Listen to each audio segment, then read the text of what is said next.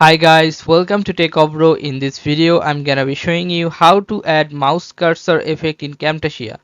So firstly, you have to record a video or screen record with this Camtasia recorder. If you otherwise it won't work, you have to record from this Camtasia recorder. After recording this file, you have to click on cursor effect. If you can't find the cursor effect here, you have to click on more, then you'll find here the cursor effect.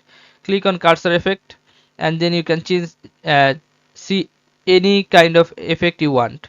Okay, if you want to use this one highlight, all you have to just right click and hold and drag down to this video timeline. Okay, then you can see that it will work here. If you want to change the cursor effect, mouse click on this, and if you want to use this one, just hold and drag down here and it will work like this. Let's see. You can see here, right? It is working.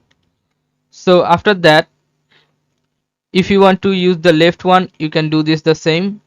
You can use this cursor effect here, just drag and drop.